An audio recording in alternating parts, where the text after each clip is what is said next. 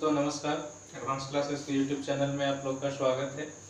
हम लोग मैथ पढ़ रहे थे और मैथ का हम लोग का चैप्टर चल रहा था वास्तविक संख्या। हम लोग पीछे 15 लेक्चर देख चुके हैं और आज हम लोग 16वां लेक्चर देखने जा रहे हैं। 16वें लेक्चर में हम लोग जो पढ़ने जा रहे हैं वो फिर से परिमेय संख्या और अपरिमेय संख्या के बारे में पढ़ने जा रहे हैं। परिमेय और अपरिमेय संख्या के बारे में हम लोग पीछे भी पढ़ चुके हैं, लेकिन इसमें थोड़ी सी हम एग्जाम्पल के माध्यम से आप लोगों को समझा दें। परिमेय और अपरिमेय संख्या के बारे में पीछे हालांकि बताया जा चुका है। परिमेय संख्या हम लोग किसको कहते हैं? तो हम लोगों ने पढ़ा था कि वे सारी संख्याएं जिसको p बटा q के रूप में लिखा जाता है, या तो वो p बटा q के रूप में लिखा हुआ हो या p बटा q के रूप में लिखा जा सके, वो हमारा परिमेय संख्या कहलाता है। किसके रूप में? p बटा q के रूप में। अगर p बटा q के रूप में कोई संख्या लिखा हुआ है या अगर नहीं लिखा हुआ है तो उसको हम लोग लिख सकें p बटा q के रूप में, तब वे संख्याएं जो है वो परिमेय संख्या के अंतर्गत आती है या परिमेय संख्या कहलाती है। अब इसमें p बटा q का जो है वो शर्त है, ये p और q दोनों जो हैं वो पूर्णांक होने चाहिए। कैसे संख्या होनी चाहिए? पूर्णांक संख्या होनी चाहिए, p भी और q भी। पूर्णांक कहने का मतलब माइनस वाले जितने भी नंबर आते हैं, -2, -1, 0, 1, 2, 3, 4 डॉट डॉट डॉट, ये सभी पूर्णांक संख्या हैं। इन सभी संख्याओं में से कोई भी हो सकता है p और q, लेकिन एक कंडीशन है q के लिए। q के लिए कंडीशन ये है कि q के जगह पे 0 नहीं होना चाहिए। सिर्फ q के जगह पे, इसके लिए एक स्पेशल है कि q के जगह पे 0 नहीं होना चाहिए। बाकी p और q के जगह पे कोई भी रह सकता है। सवाल उठा के क्या सर p में 0 रह सकता है? तो हाँ, p में 0 रह सकता है, लेकिन q में जो है वो 0 नहीं होना चाहिए। सिर्फ q की बात कर रहे हैं। तो ये परिमेय संख्या हो गया। इसके एग्जांपल अगर आप देखें तो आप इस तरह से इसके एग्जांपल देख सकते हैं, जैसे 1/2, 5, 6 या 9, ये सभी जो है परिमेय संख्या के उदाहरण हैं। ढेर सारे ऐसे एग्जांपल हो सकते हैं। आप देखें ये 1/2, p के जगह पर 1 है और q के जगह पे 2 है। 5 में आपको दिख रहा होगा कि सर ये p बटा q के रूप में कैसे है?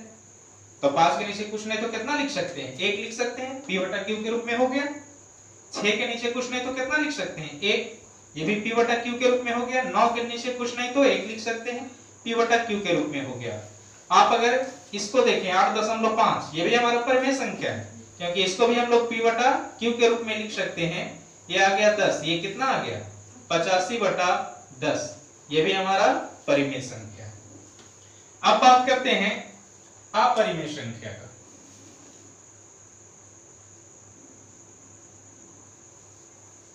अपरिमेय संख्या, अपरिमेय संख्या का जो संख्या परिमेय नहीं होगा वो क्या होगा? अपरिमेय संख्या होगा। तो जब परिमेय नहीं होगा तो वो अपरिमेय संख्या होगा। तो अपरिमेय संख्या कौन से होंगे? जैसे √2, √5, 7√5, 6√3, 1/√2, ये सभी जो है क्या है? अपरिमेय संख्या। पाई भी हमारा जो है अपरिमेय संख्या होता है, जिसका लगभग मान 22/7 हम लोग लेते हैं। ये पाई भी हमारा क्या है? अपरिमेय संख्या। याद रहे, ये क्वेश्चन में कई बार पूछा जा चुका है कि पाई खाली जगह संख्या है, तो पाई अपरिमेय संख्या है। आप लोगों को पता होगा, पीछे हम बता चुके हैं कि ये जो परिमेय और अपरिमेय संख्याएं हैं, ये दोनों संख्याएं जो है वास्तविक संख्या होती है। वास्तविक संख्या जो हमारा होता है, जो इस चैप्टर का हमारा हेडिंग है, ये वास्तविक संख्या में दोनों आते हैं, परिमेय भी और अपरिमेय भी। सभी परिमेय संख्या और सभी अपरिमेय संख्याएं जो होती है वो वास्तविक संख्याएं होती है। या हम ऐसे भी कह सकते हैं कि वास्तविक संख्या दो प्रकार की होती है, एक होती है परिमेय और एक होती है अपरिमेय। या आप ऐसे कह सकते हैं कि वास्तविक संख्या जो है परिमेय संख्या और अपरिमेय संख्या का समुच्चय है या समूह है। तो आप इनमें से कोई भी बातें कर सकते हैं। आप लोगों ने देखा परिमेय संख्या और अपरिमेय संख्या, जनरली लोग कह देते हैं कि जो रूट वाली संख्या होती है वो अपरिमेय संख्या होती है। बात सही है, लेकिन थोड़ा सा बात ध्यान रखना है सिर्फ यहाँ पे कि वैसे रूट की संख्या होनी चाहिए जिसका पूरा पूरा वर्गमूल नहीं निकलता हो, वे सभी संख्याएं जो होगी वो अपरिमेय संख्याएं होगी। क्या सुना आपने? आपने सुना कि रूट की सभी संख्याएं जो है वो अपरिमेय संख्या नहीं होगी। रूट की जो सभी संख्याएं हैं वो अपरिमेय संख्या नहीं होगी। कैसे नहीं होगी? मैंने बताया कि अगर मान लिया जाए आपसे किसी ने पूछ दिया कि रूट 16, ये तो रूट की संख्या है, ये अपरिमेय है या परिमेय है? ये आपका परिमेय संख्या है। क्यों? क्योंकि इसका जो वैल्यू आता है वो 4 आता है। तो ये 4 जो हमारा हो गया, 4 को हम लोग लिख सकते हैं 4/1, तो p बटा q के रूप में हो गया। 4 भी पूर्णांक है और 1 भी पूर्णांक है। तो इस तरह से रूट 16 जो हमारा होगा ये परिमेय संख्या होगा, अपरिमेय संख्या नहीं होगा। इसलिए आप नहीं कह सकते कि सभी रूट की जो संख्याएं होती है वो अपरिमेय संख्या होती है, ऐसा आप नहीं कह सकते।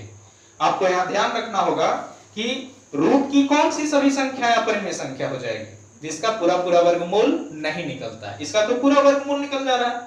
जिसका पूरा वर्गमूल निकल जाएगा, जिस रूट वाले संख्या का पूरा वर्गमूल निकल जाएगा, वो जो है अपरिमेय संख्या नहीं होगा। वो कौन सी संख्या हो जाएगा? परिमेय संख्या। और जिसका पूरा पूरा वर्गमूल नहीं निकलेगा वो आपका हो जाएगा अपरिमेय संख्या। जैसे ये सभी संख्याएं हैं, इसका पूरा पूरा जो है वर्गमूल नहीं निकलेगा, इसलिए ये सभी संख्याएं क्या हैं? अपरिमेय संख्याएं हैं। अब हम लोग देखते हैं परिमेय संख्या का मानक रूप। एक नया चीज हम लोग यहाँ पे पढ़ रहे हैं परिमेय संख्या के लिए। परिमेय संख्या का मानक रूप देखते हैं। पीछे हम लोग ये सब पढ़ चुके हैं।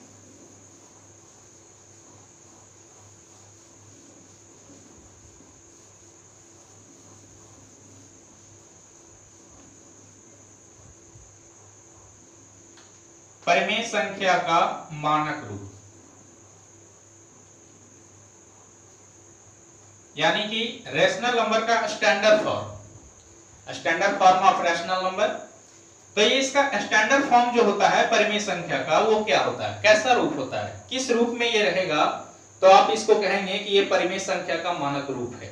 नहीं तो आप कहेंगे कि ये परिमेय संख्या का मानक रूप नहीं है। तो आप कैसे चेक करेंगे कि ये परिमेय संख्या का मानक रूप है या नहीं? जैसे आपके पास ढेर सारे एग्जाम्पल दे दिए जाएंगे।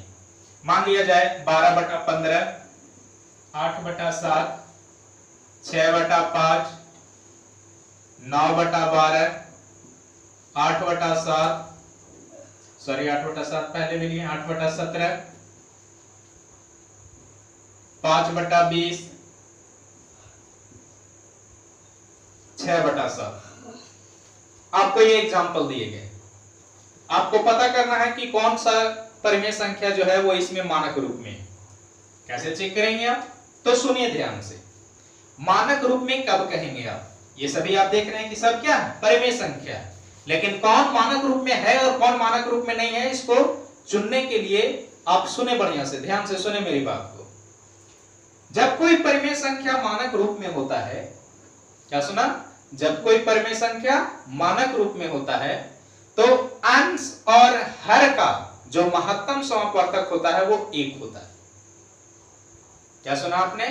अंश और हर का जो महत्तम समापवर्तक होगा वो कितना होगा? 1। कब? जब परिमेय संख्या अपने मानक रूप में रहेगा तब। ये ऊपर वाले को हम लोग क्या कहते हैं? अंश कहते हैं। और नीचे वाले को क्या कहते हैं? हर। नीचे वाले को क्या कहते हैं? हर कहते हैं। ऊपर वाले को अंश कहते हैं और नीचे वाले को हर कहते हैं। मैंने बोला कि अंश और हर का महत्तम समापवर्तक जब 1 रहे तो वो परिमेय संख्या किस रूप में कहलाएगा? अपने मानक रूप में कहलाएगा। अब 12 और 15 का आप महत्तम समापवर्तक निकाल के देख सकते हैं।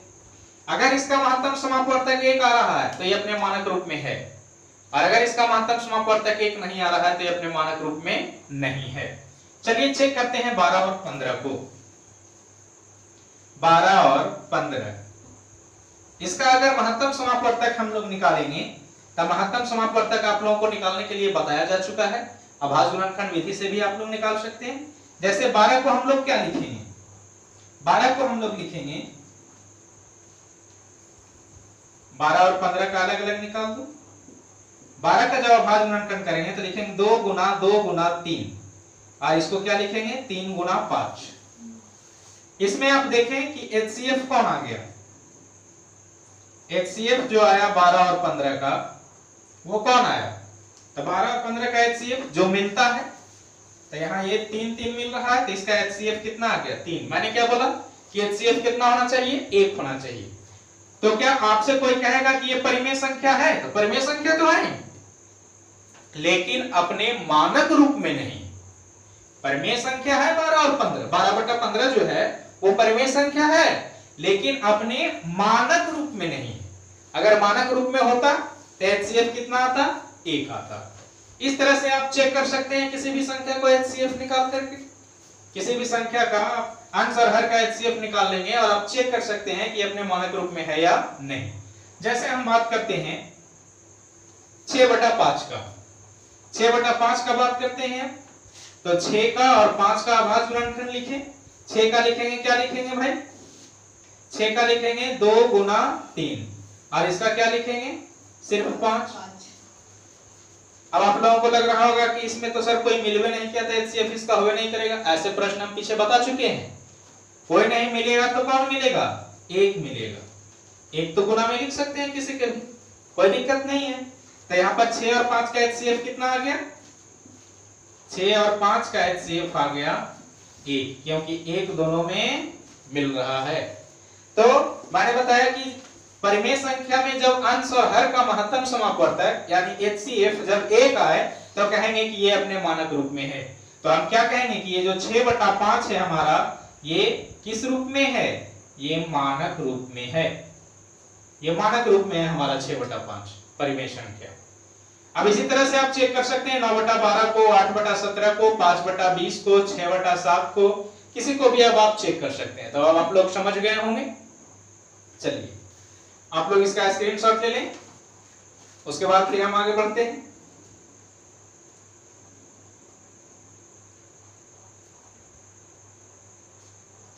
चलिए अब इसको लिख लिया जाए एक लाइन में। परिमेय संख्या का मानक रूप ऊपर में हेडिंग बना देंगे और नीचे में लिखेंगे कि वह परिमेय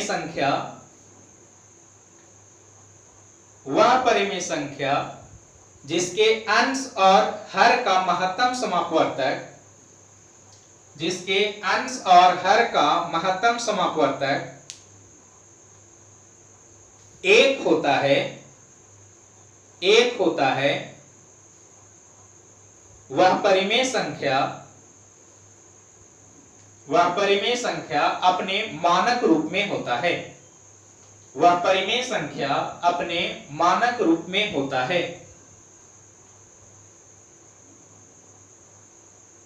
हो गया? आप लोगों ने लिख लिया होगा। वह परिमेय संख्या अपने मानक रूप में होता है। अंश और हर का महत्तम समापवर्तक कितना होना चाहिए? 1 होना चाहिए। कैसे चेक करेंगे कि कौन जो है परिमेय संख्या अपने मानक रूप में है और कौन नहीं है? उसके लिए मैंने यहाँ बताया कि अंश और हर का अभाज्य गुणनखंड कर देंगे, उसके बाद HCF निकाल लेंगे। HCF में देखेंगे कि 1 आ रहा है कि नहीं। जिसका 1 आ रहा है वो अपने मानक रूप में है, और जिसका HCF 1 नहीं आ रहा है वो अपने मानक रूप में नहीं है। चलिए अब हम लोग समझते हैं कि अगर मानक रूप में नहीं है तो हम लोग उसको मानक रूप में कैसे लाएंगे। अगर कोई परिमेय संख्या दिया हुआ है और अपने मानक रूप में नहीं है तो हम लोग उसको मानक रूप में कैसे लाएंगे? समझते हैं इस बात को। जैसे अगर मान लिया जाए कि ये 12/15, इसको हम लोगों ने अभी चेक किया था तो ये अपने मानक रूप में नहीं आया था, जबकि 6/5 जो है वो अपने मानक रूप में आ गया था। तो हम लोग कैसे 12/15 को भी मानक रूप में लाएंगे? 12/15 को अगर आप मानक रूप में लाना चाहते हैं तो इसको आप काट दीजिए। मानक रूप में नहीं है इसका मतलब ये हुआ कि ये अंश और हर जो है कटेगा एक दूसरे के अनुसार, और अगर मानक रूप में है तो इसका मतलब ये हुआ कि वो अब नहीं कटेगा। हम दोनों को सामने रखते हैं, 12/5 है और इधर 6/5 है। ये हमारा मानक रूप में नहीं था और ये मानक रूप में था। अब यहाँ पे ये 12/15 जो मानक रूप में नहीं है, आप 12 और 15 को देखें, ये कटेगा कि नहीं। कहने का मतलब ये और छोटा हो सकता है, बिल्कुल छोटा हो सकता है। कैसे? 4 तिया 12, 5 तिया 15, कट के कितना आ गया? 4/5। अब आप इसको काटिए 4/5 को। अगर और कटेगा तो और काटेंगे, जब तक कटते रहेगा तब तक काटते रहेंगे। और जिस समय कटना बंद हो जाएगा तो समझ जाइए वो अपने मानक रूप में आ गया। और अब जांच करने के लिए दोनों का HCF निकाल के चेक कर सकते हैं अंश और हर का एक आ रहा है कि नहीं। अब मेरा कहना है कि ये नहीं कटेगा। अब 4/5 इससे अब छोटा ये नहीं होगा। आप सुविधा के लिए जांच करने के लिए इसका HCF निकाल सकते हैं, 1 आएगा। अंश का और हर का HCF कितना आएगा, 1 आएगा। तब ये 12/15 का ये जो 4/5 जो आया, ये 4/5 जो है 12/15 के लिए मानक रूप हो गया। क्या हो गया, ये मानक रूप हो गया। अब 6/5 का मानक रूप, तो ये तो भाई मानक रूप में है ही, तो इसको क्या करने की जरूरत है, ये तो अब उससे छोटा हो ही नहीं सकता। तो सीधा सीधा कहने का मतलब ये समझा जाए कि जो परिमेय संख्या कट रहा है, अंश और हर एक दूसरे से जो परिमेय संख्या में कट रहा है, यानी कि वो और छोटा हो सकता है परिमेय संख्या, तो मानक रूप में नहीं होगा। और अगर अब वो नहीं कटेगा अंश और हर, तब आप कहेंगे कि वो अपने किस रूप में है, मानक रूप में है। तो आप लोगों ने देख लिया कि कोई परिमेय संख्या दिया हुआ रहेगा तो उसको हम लोग मानक रूप में कैसे बनाएंगे, मानक रूप में कैसे लाएंगे, आप लोगों ने समझ गया होगा। अब आप एक और एग्जांपल हम उठाते हैं, 9/12। क्या आप लोगों को लग रहा है कि ये कटेगा या नहीं कटेगा, कैसा लग रहा है? 9/12 कटेगा। 3 तिया 9, 4 तिया 12, क्या आ गया, 3/4। अब 3/4 को देखिए, क्या ये कटेगा, 3/4 कटेगा, नहीं कटेगा। तो 3/4 जब नहीं कटेगा तब 3/4 जो है अब मानक रूप में आ गया। तो कौन परिमेय संख्या मानक रूप में आ गया, 9/12 अब अपने मानक रूप में आ चुका है, 3/4। 9/12 का मानक रूप क्या हो गया, 3/4। 12/15 का मानक रूप क्या हो गया, 4/5। लेकिन ये 6/5 का मानक रूप 6/5 ही रहेगा, ये तो मानक रूप में है ही अपना। उसी तरह से 6/7 ये भी अपने मानक रूप में ही है, तो इसका मानक रूप 6/7 ही रहेगा, ये तो अपने मानक रूप में है ही। जो नहीं है उसको लाने का हम तरीका यहाँ पे बता रहे हैं कि उसको मानक रूप में कैसे लाते हैं। तो सिंपल सा कंसेप्ट मैंने बताया कि अगर कोई परिमेय संख्या मानक रूप में नहीं है तो उसको मानक रूप में लाने का मतलब ये हुआ कि उसको काट काट के छोटा किया जाए। जब तक वो कटते रहेगा तब तक और वो अगले मानक रूप में आते रहेगा। जब वो कटना बंद हो जाएगा तब समझिए फाइनली वो अपने मानक रूप में है, यानी कि अब वो मानक रूप में आ चुका है। तो ये 9/12 जो है, 9/12 का मानक रूप 3/4 और 12/15 का मानक रूप 4/5 आ चुका है। अब आप सोच रहे होंगे क्या सर 4/5 जो है वो सिर्फ 12/15 का ही मानक रूप होगा या और किसी का होगा? यहां पर जो 9/12 का मानक रूप 3/4 आया है, क्या ये 9/12 का ही सिर्फ मानक रूप 3/4 होगा या और किसी का होगा? तो ये ध्यान से यहां पर आप लोग सुने। मेरा कहना ये है कि ये जो 4/5 आया है, ये जो 4/5 आया है, ये मानक रूप सिर्फ 12/15 का ही नहीं होगा, और किसी का भी हो सकता है। अनगिनत संख्याओं का ही मानक रूप हो सकता है। 3/4 भी अनगिनत परिमेय संख्याओं का मानक रूप हो सकता है। जैसे आप देखें यहां 36/45, 36/45 और 18/24। 36/45 आपको क्या लग रहा है, कटेगा? बिल्कुल कटेगा, छोटा होगा। काटिए इसको काटा जाए, कितना से काटेंगे, 3 से। अगर किसी को सुविधा लग रहा है 3 से काटिए। 12 तिया 36, 15 तिया 45, 4 तिया, अभी 12 और 15 कटेगा, फिर काटेंगे तो 4 तिया 12, 5 तिया 15, 4 और 5 देखिए कटेगा, नहीं कटेगा। 4/5 लिख दीजिए। यहां देखिए तो 4/5 जो आया था वो मानक रूप किसका आया था, 12/15 का। और यहां जो 4/5 आया मानक रूप वो किसका आया, 36/45 का। तो हम क्या बात बोले अभी कि 4/5 जो है ये कोई जरूरी नहीं कि 12/15 का ही मानक रूप होगा, वो बहुत सारे परिमेय संख्याओं का मानक रूप हो सकता है। ढेर सारे ऐसी संख्याएं जिसका मानक रूप 4/5 आ जाएगा। यहां उसी तरह से आप इसको काटें, 9 दूना 18, 12 दूना 24, 3 तिया 9, 4 तिया 12, आ गया कितना, 3/4। देखें यहां 3/4 आया था 9/12 के लिए, और यहां 3/4 आ गया किसके लिए, 18/24 24 के लिए। आप यहाँ पर भी देख रहे हैं कि जो परिमेय संख्या का मानक रूप 3/4 आया है, वो यहाँ पे अलग परिमेय संख्या था, यहाँ पे अलग परिमेय संख्या था, लेकिन सबका मानक रूप जो है वो 3/4 ही आया दोनों का। तो इस तरह से ढेर सारी ऐसी संख्याएं हो सकती है, ऐसी परिमेय संख्या हो सकती है जिसका मानक रूप 3/4 आएगा।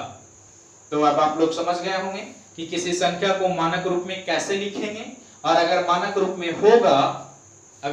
रूप में होगा तब क्या होगा, अंश और हर का महत्तम समापवर्तक 1 होगा।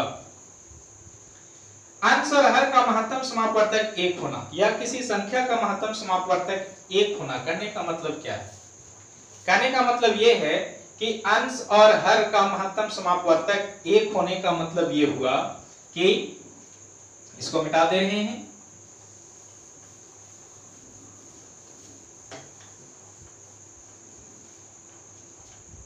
मैंने क्या बोला कि अगर अंश और हर का महत्तम समापवर्तक 1 है तो इसका मीनिंग क्या है? ऊपर में है अंश और नीचे में है हर। अगर इसका महत्तम समापवर्तक 1 आ रहा है, यानी HCF जो है वो अंश और हर का वो अगर 1 आ रहा है तो इसका मीनिंग क्या है? इसका मतलब ये हुआ कि अंश और हर में अगर आप मिला करके देखेंगे तो जो सार्व गुणनखंड होगा, यानी कहने का मतलब दोनों में जो कॉमन गुणनखंड होगा अंश और हर में, वो 1 होगा। क्या समझा आपने? फिर से समझे। मैंने बोला कि अगर कोई दो संख्या दिया हुआ है, यहां अंश और हर के जगह पे कोई भी दो संख्या हो सकता है, अगर आप उसका HCF निकालते हैं तो इसका मतलब यह हुआ कि दोनों संख्याओं में जो मिलने वाली संख्या है वो ये संख्या है, यानी जो HCF आएगा। तो अगर अंश और हर का HCF 1 आ रहा है तो इसका मतलब ये हुआ कि अंश और हर में जो मिलने वाली संख्या है गुणनखंड के रूप में अंश और हर का, वो कौन है? 1 है। जैसे एक छोटा सा एग्जांपल मान लिया जाए कि आप 4 और 6 का HCF निकाल रहे हैं, तो आप HCF निकालेंगे तो 2 आएगा। इसका मतलब क्या हुआ? इसका मतलब यह हुआ कि 4 और 6 में जो मिलने वाली गुणनखंड संख्या है, 4 का आप अभाज्य गुणनखंड कीजिए और 6 का अभाज्य गुणनखंड कीजिए, दोनों में जो मिलने वाली संख्या है वो कौन है? 2 है। इसका मतलब ये हुआ। तो उसी तरह से हम यहाँ परिमेय संख्या के मानक रूप के लिए बता रहे हैं कि जब अंश और हर का HCF 1 आएगा तब वो जो परिमेय संख्या होगा वो अपने किस रूप में होगा? मानक रूप में होगा। यानी अंश और हर में सर्व गुणनखंड जो होगा, कॉमन नंबर जो होगा, कॉमन फैक्टर होगा अंश और हर के लिए, वो कितना होगा? 1 होगा। चलिए अब इस बात से आगे बढ़ते हैं हम लोग अब समझ गए कि मानक रूप में परिमेय संख्या कब होता है, और अगर अपने मानक रूप में नहीं है तो हम लोग उसको मानक रूप में कैसे लिखते हैं। अब आगे बढ़ते हैं।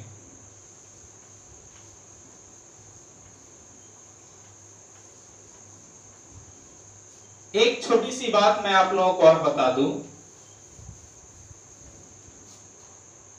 कि अगर कोई संख्या हो और जैसे मान लेते हैं कि एक संख्या A है और एक संख्या B है, दो संख्या हमारे पास, एक संख्या नहीं, कितनी संख्या? 2 संख्या। एक संख्या A है और एक संख्या B है। अगर B का स्क्वायर जो है वो A से पूरी तरह कट जा रहा है, तो B भी जो होगा वो A से पूरी तरह कट जाएगा। नहीं समझे? फिर से समझे। मैंने बोला कि अगर A और B कोई दो धन पूर्णांक संख्या है, अगर B स्क्वायर जो है, B का वर्ग करते हैं और ये अगर A से पूरा पूरा कट जाता है, कोई यहां इंटीजर नंबर दे देता है, तब B भी जो होगा वो A से पूरा पूरा कट जाएगा, यानी यहां कोई इंटीजर नंबर यानी पूर्णांक संख्या आ जाएगा। मेरा कहने का मतलब ये है, जैसे इसके ऊपर एग्जांपल, अगर आपसे किसी ने कह दिया कि जो 16 है वो 2 से, या ऐसा लिखें कि जो 4 का स्क्वायर है वो 2 से पूरा पूरा कट जाता है। 4 का स्क्वायर कितना होता है? 16। आप चेक कीजिए कि 16 जो है वो 2 से पूरा पूरा कट रहा है कि नहीं। 4 का स्क्वायर 2 से पूरा पूरा कट रहा है कि नहीं, यानी 16 2 से पूरा पूरा कट रहा है कि नहीं। तो 8 दूना 16, आप देखिए यहाँ 8 से कट गया।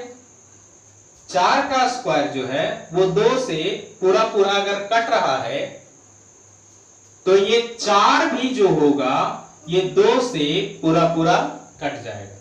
बस इतना सा बात है मेरा। क्या मैंने बात बताया कि अगर 4 का स्क्वायर 2 से कट रहा है तो जिसका आप स्क्वायर की बात कर रहे हैं ये संख्या 4 भी 2 से कट जाएगा। जैसे आप देख रहे हैं यहाँ पे 4 का स्क्वायर 16 को मैंने 2 से भाग दिया, 8 से कट गया। अब आप 4 में भागा दे करके देखिए 2 से, देखिए पूरा पूरा कट दिया कि नहीं। उसी तरह से जैसे अगर किसी ने कह दिया कि 36 जो है वो 3 से पूरा पूरा कट जाता है। 36 किसका स्क्वायर है? 6 का। ऐसा कर सकते हैं कि 6 का जो स्क्वायर है वो 3 से पूरा पूरा कट रहा है। तो मेरा क्या कहना है? मेरा कहना है कि अगर 6 का स्क्वायर 3 से पूरा पूरा कट रहा है तो जो 6 भी होगा वो 3 से पूरा पूरा कट जाएगा। बस मेरा क्या कहना है कि जो 6 होगा वो 3 से पूरा पूरा कट जाएगा। कब? अगर 6 का स्क्वायर 3 से पूरा पूरा कट रहा है तब। अगर 6 का स्क्वायर 3 से पूरा पूरा कट रहा है तो मेरा कहना यह है कि जो 6 होगा वो भी 3 से पूरा पूरा कट जाएगा। अब जहां कहीं भी ऐसा अगर आएगा तो हम बेहिचक कह सकेंगे कि जो 6 होगा वो 3 से पूरा पूरा कट जाएगा। दूसरी बात समझते हैं। ये सब हम लोग पढ़ रहे हैं एक क्वेश्चन को सॉल्व करने के लिए, उसमें कुछ छोटी छोटी बातें आएगी, उसको हम लोग यहाँ पे पहले देख ले रहे हैं ताकि उस समय कोई परेशानी ना हो। चलिए अब फिर इसको मिटाते हैं, आगे समझते हैं।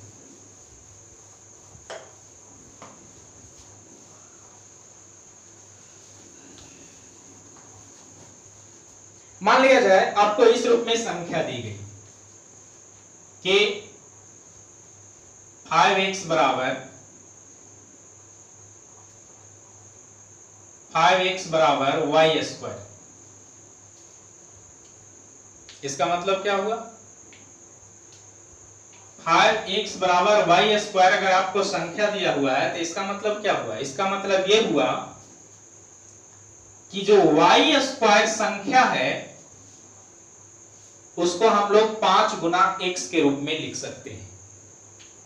y स्क्वायर जो संख्या है इसको हम लोग 5 गुना x के रूप में लिख सकते हैं। यानी जो y स्क्वायर है वही 5 गुना x है, या आप कहेंगे कि जो 5 गुना x है वही क्या है? y स्क्वायर है। दोनों सेम संख्या है। जो y स्क्वायर है वही 5 गुना x है और जो 5 गुना x है वही क्या है? y स्क्वायर है। तो अब यहां पर आप देखिए कि बेसिक में हम लोग जानते हैं कि अगर मान लिया जाए कि 12 को अगर हम लोग लिखे हैं 3 गुना 4, तो इसका मतलब ये हुआ कि जो 12 होगा हमारा वो 3 से भी पूरा पूरा कट जाएगा और 4 से भी पूरा पूरा कट जाएगा। उसी तरह से आप यहां पे सोचिए, इसका मतलब हम क्या कह सकते हैं? इसका मतलब हम कह सकते हैं कि ये जो y स्क्वायर संख्या होगी, ये जो y स्क्वायर संख्या होगी ये 5 से भी पूरा पूरा कट जाएगी और x से भी पूरा पूरा कट जाएगी। तो x के बारे में तो हमको पता नहीं कि x कौन सी संख्या है, कितना इसका वैल्यू है, लेकिन 5 के बारे में तो हम लोग कंफर्म है कि 5 5 है। 5 का तो भाई वैल्यू बदलेगा नहीं। x का वैल्यू क्या है? वो वेरिएबल होता है, बदल जाता है, लेकिन यहाँ 5 का वैल्यू तो फिक्स है। इट मींस हम कह सकते हैं ये पूरी गारंटी के साथ कि y स्क्वायर जो है वो किससे कट जाएगा? 5 से कट जाएगा। y स्क्वायर किससे कट जाएगा? 5 से। अभी हम बताए थे कि अगर किसी का स्क्वायर किसी से कटता है तो वो संख्या भी उससे कट जाएगी। तो अगर y का स्क्वायर 5 से कट रहा है तो इसका मतलब ये हुआ कि y भी जो है किससे कट जाएगा? 5 से कटेगा। किससे कटेगा? 5 से। बात नहीं आया समझ में? फिर से एक एग्जांपल लेते हैं।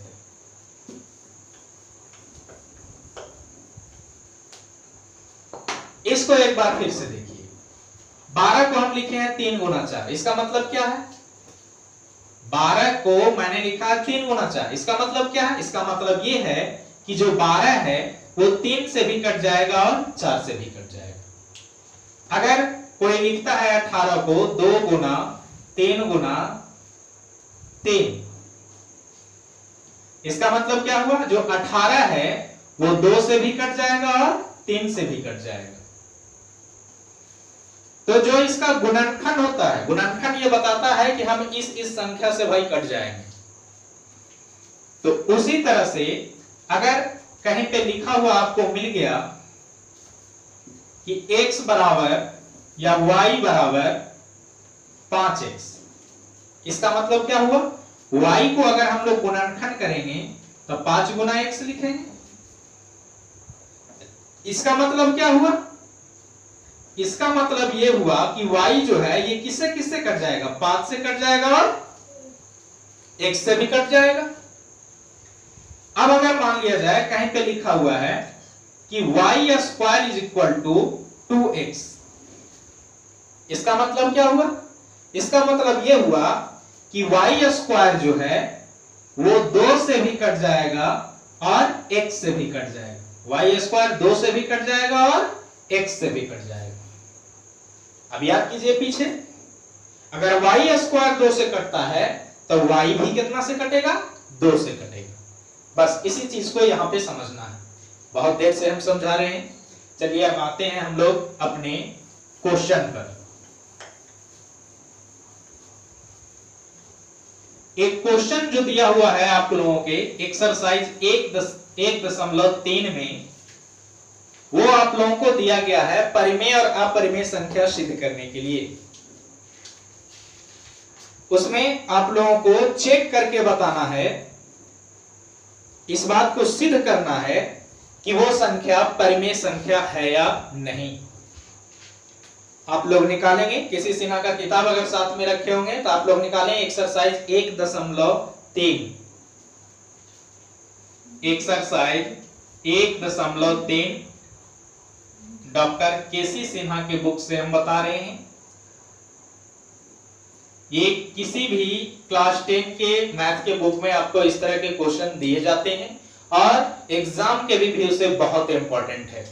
एग्जाम के भी से, चाहे वो बिहार बोर्ड हो, चाहे झारखंड बोर्ड हो, चाहे यूपी बोर्ड हो, ये सभी बोर्डों में आपको ये प्रश्न जो है वो मिलता है और एग्जाम में देखने को मिलता है। सबसे बड़ी बात ये है, तो इसलिए बहुत इंपॉर्टेंट क्वेश्चन है। ऐसे क्वेश्चन आपको एग्जाम में देखने को मिल जाते हैं, इसलिए इस पर विशेष ध्यान देंगे। क्वेश्चन क्या होता है? क्वेश्चन दिया रहता है कि सिद्ध करें कि √2 एक परिमेय संख्या नहीं है, या सिद्ध करें कि √2 एक अपरिमेय संख्या है। जैसे केसी सिन्हा का पहला क्वेश्चन ही दिया हुआ एक्सरसाइज 1.3 में कि सिद्ध करें कि √2 एक अपरिमेय संख्या है।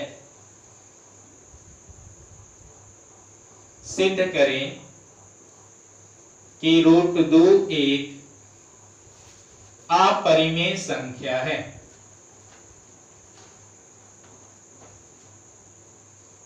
कौन सी संख्या है? अपरिमेय संख्या है। ये आपको सिद्ध करना है। ध्यान से आप लोग इसको देखेंगे, ये हम सॉल्व करने जा रहे हैं।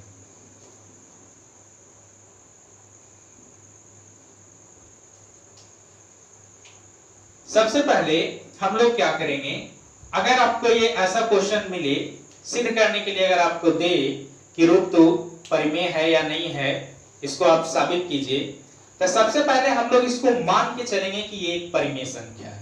क्या मान के चलेंगे? कि ये परिमेय संख्या है।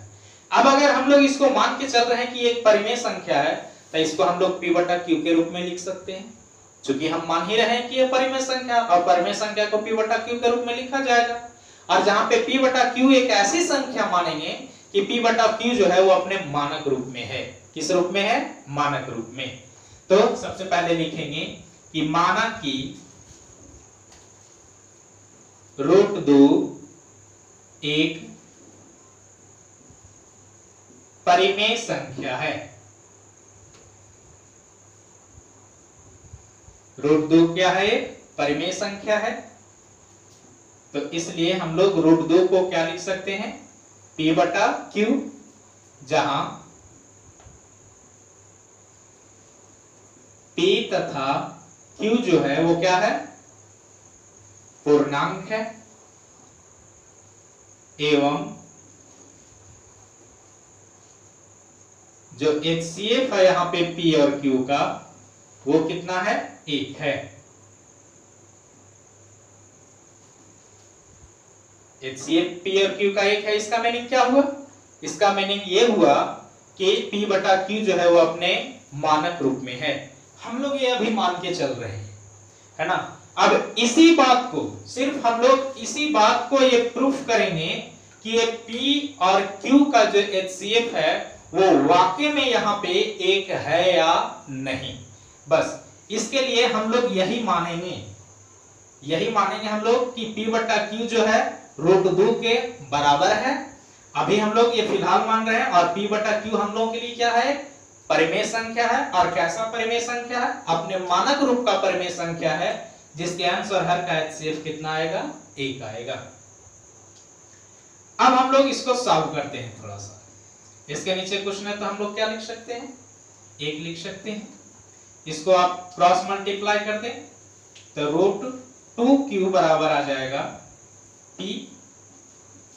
√2Q बराबर क्या आ जाएगा? P आ जाएगा। क्रॉस मल्टीप्लाई करेंगे तो √2 को Q से गुना करेंगे, √2Q, और P को 1 से गुना करेंगे तो P हो गया। अब दोनों तरफ वर्ग कर देते हैं।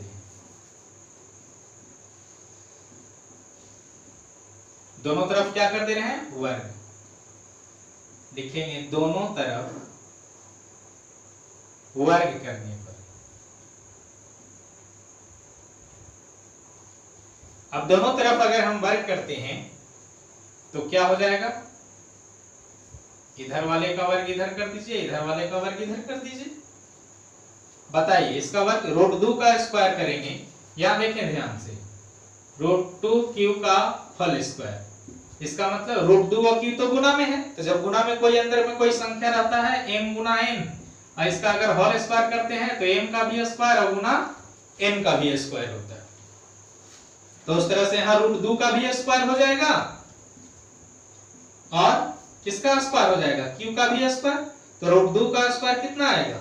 2 आएगा, और गुना में क्या रह गया? Q square. तो यहाँ पे देखें क्या आ गया? 2Q स्क्वायर आ गया। तो यहाँ पे स्क्वायर में क्या लिखेंगे? 2Q स्क्वायर बराबर में क्या हो गया? P square. 2Q स्क्वायर बराबर क्या हो गया? P square. अब यहाँ ध्यान दीजिए, जो हम बात बताए थे अभी, क्या बात बताए थे कि 2Q स्क्वायर बराबर अगर P स्क्वायर लिखा हुआ है तो इसका मीनिंग ये हुआ कि P स्क्वायर जो है वो 2 से भी कट जाएगा और Q स्क्वायर से भी कट जाएगा। यहाँ पे ये मीनिंग निकल के आ रहा है कि P स्क्वायर जो है वो किससे कट जाएगा? 2 से भी और Q स्क्वायर से भी कट जाएगा। तो जब P स्क्वायर हमारा 2 से अगर कट जाएगा तो इसका मतलब हुआ कि P भी जो है वो 2 से कट जाएगा। अभी तो हम बताए थे, यहां पे आ गया कि 2Q स्क्वायर बराबर P स्क्वायर। इसका मतलब क्या हुआ कि P स्क्वायर जो है वो 2 से भी कटेगा और Q स्क्वायर से भी कटेगा। तो जब 2 से हमारा P स्क्वायर कट रहा है, पूरा P स्क्वायर कट रहा है किससे? 2 से, तब P भी जो होगा वो किससे कटेगा? 2 से कटेगा। चलिए इस बात को हम यहां लिखते हैं। यहां लिखेंगे कि यहां P स्क्वायर 2 से विभाज्य है, इसलिए P भी 2 से विभाज्य होगा। अब अगर P भी 2 से विभाज्य हो गया तो हम P को कैसे लिख सकते हैं? यानी P को अब हम लोग 2 के गुणनखंड के रूप में व्यक्त कर सकते हैं। यानी अगर कोई हमसे ये कह दे कि हम p बराबर लिखने जा रहे हैं 2m, हम क्यों लिखने जा रहे हैं 2m? क्योंकि इसमें ये पता चल रहा है कि जो हमारा p है वो किससे कट जाएगा, 2 से कट जाएगा। 2 से कटने के बाद कितना आएगा वो हम उसको m मान के चल रहे हैं कि उसके गुना में m रहेगा, यानी m हमारा यहाँ पे कोई पूर्णांक संख्या है। तो मैंने क्या लिखा कि p स्क्वायर जो है वो 2 से विभाज्य है, इसलिए p भी क्या होगा, 2 से विभाज्य होगा।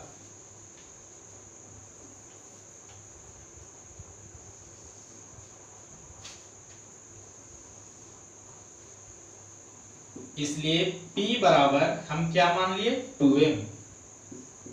यहां आप लिख सकते हैं, माना कि जहां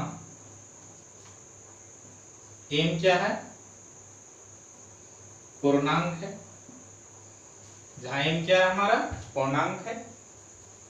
अब p बराबर जब आप 2m मान लिए हैं तो अब फिर से अब आप इसको वर्ग कीजिए, दोनों तरफ लिखेंगे, दोनों तरफ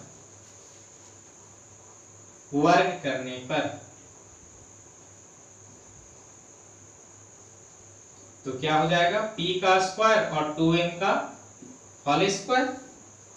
तो p स्क्वायर बराबर क्या हो जाएगा, 4m स्क्वायर हो जाएगा। अब आप देखिए कि p स्क्वायर जो है वो आ गया 4m स्क्वायर, और यहां जो है p स्क्वायर जो था वो किसके बराबर था, 2q स्क्वायर के बराबर था। यहाँ p स्क्वायर किसके बराबर था, 2q स्क्वायर के बराबर, और यहाँ p स्क्वायर किसके बराबर है, 4m स्क्वायर के बराबर। आप इसको सुविधा के लिए समीकरण फर्स्ट मान लेंगे।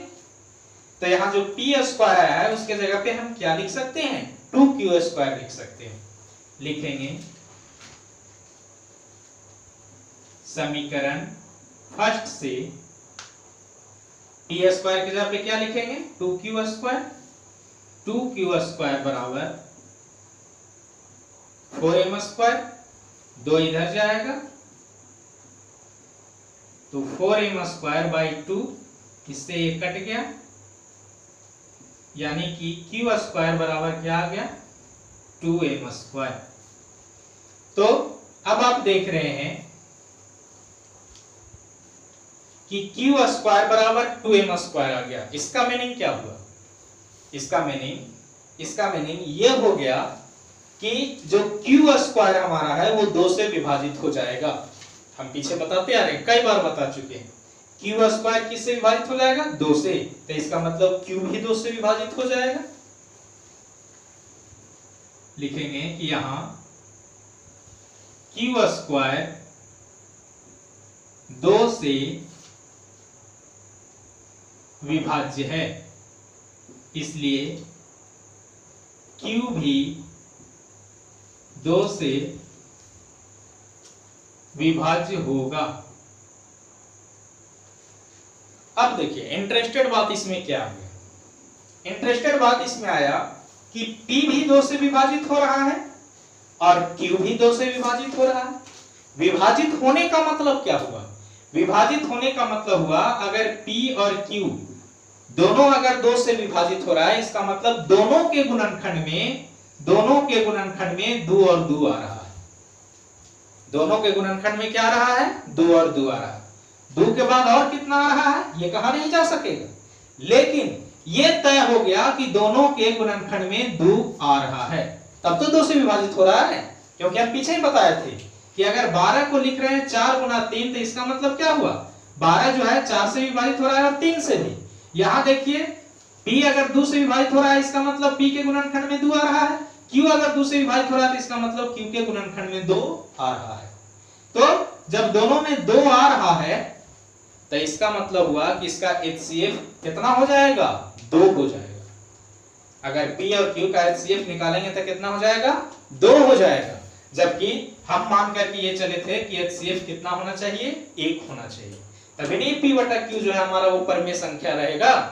तो इसका मतलब क्या हुआ, इसका मतलब ये हो गया कि हम लोग जो ये मान करके चले हैं कि ये √2 हमारा p बटा q के रूप में है, ये ऐसा बात नहीं है। ये √2 हमारा p बटा q के रूप में नहीं है। अगर p बटा q के रूप में ये होता या अगर परिमेय संख्या होता तो इसका HCF कितना आता, 1 आता, जबकि यहाँ पे हम लोग देख पा रहे हैं कि कितना आ गया, 2 आ गया। इसलिए हम लोग कहेंगे कि हमारा मानना गलत था कि √2 जो है वो एक परिमेय संख्या है, अतः ये क्या है, एक अपरिमेय संख्या है। तो हम लोग यहाँ पे लिखेंगे, मैंने यहाँ पे लिख दिया है कि इसलिए Q भी 2 से विभाज्य होगा। लिखेंगे अतः P तथा Q, या ऐसे लिखेंगे कि चूंकि P तथा Q दोनों 2 से विभाज्य हैं, इसका मतलब यह है कि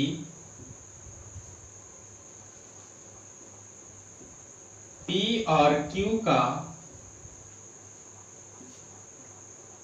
HCF 2 होगा। कितना होगा, 2 होगा, जबकि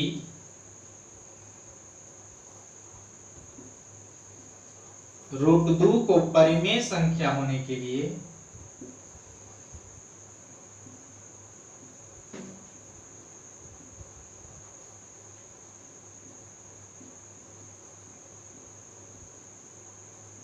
HCF किसका, P और जब, हाँ मैंने लिखा, जबकि √2 को परिमेय संख्या होने के लिए HCF 1 होता।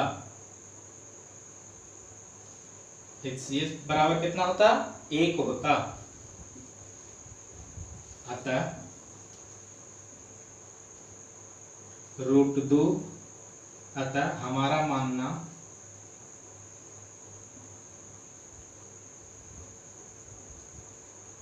गलत है कि √2 एक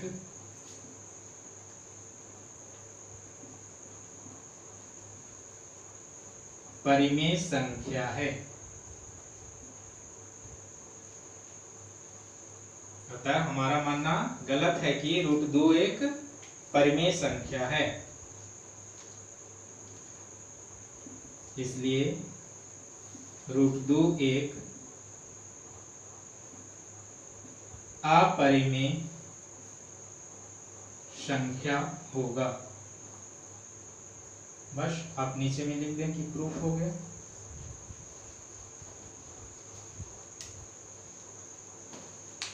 ये अब आप लोग समझ गए होंगे। अगर नहीं समझे तो वीडियो को बार बार पीछे से जाकर के देखिए। ऐसा आपको ढेर सारा प्रश्न दिया गया है इसमें, जैसे √3 को दिया गया सिद्ध करने के लिए, उसके बाद 1/√5 को है। सबके लिए सेम प्रोसेस है एकदम। आप एकदम इसी तरह से चले, आपको ज्यादा एक्स्ट्रा दिमाग नहीं लगाना है। बुक में अलग तरीका से भी बनाया गया है पीछे के उदाहरणों में, लेकिन आपको उसके ऊपर नहीं जाना है। मैंने जो एक तरीका बताया बस उस एक तरीके पे आपको चलना है, और एक ही तरीके पे आपको पूरा ये एक्सरसाइज खत्म भी कर देना है। आप लोग इसका स्क्रीनशॉट ले लें।